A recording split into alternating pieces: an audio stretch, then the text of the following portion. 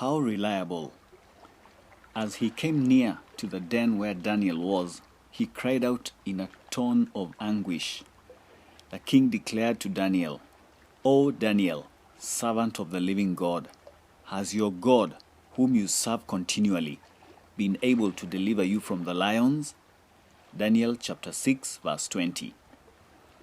This question was asked by Darius, king of the Medes, at the climax of the saga in which Daniel had been thrown into the den of lions.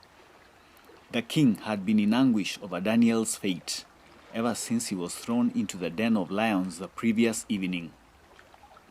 He fasted the whole night, and it can reasonably be assumed that he was praying for Daniel's welfare. And now, in the morning, he came to the den of lions to find out how things had gone during the night. The question that he asks in the verse above is an interesting one. The previous evening, as Daniel was being thrown into the den of lions, the king had wished him well. Then the king commanded, and Daniel was brought and cast into the den of lions.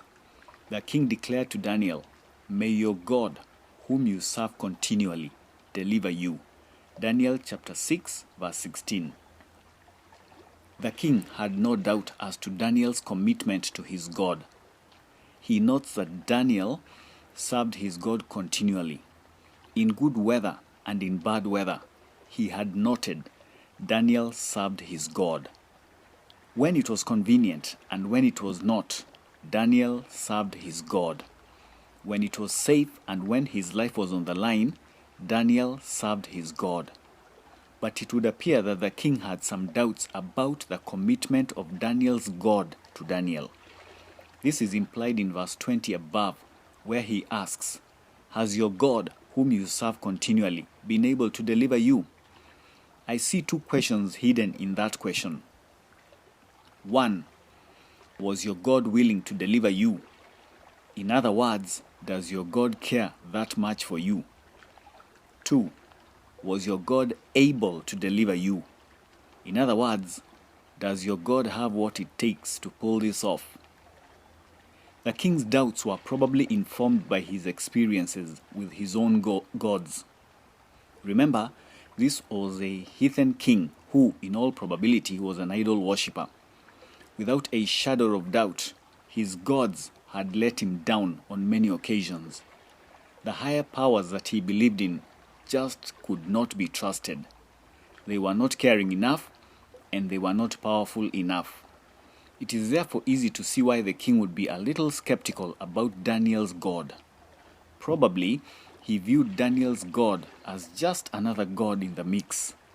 But that was about to change.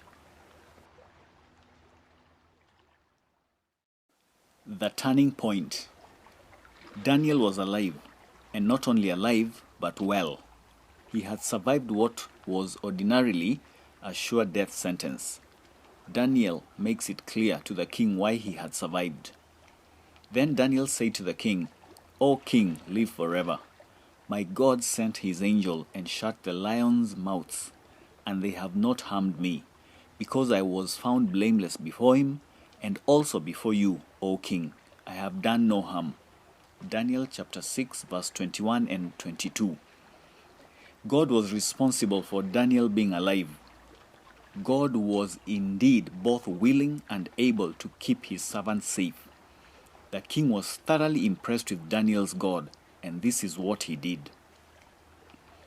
And the king commanded, and those men who had maliciously accused Daniel were brought and cast into the den of lions, they, their children, and their wives.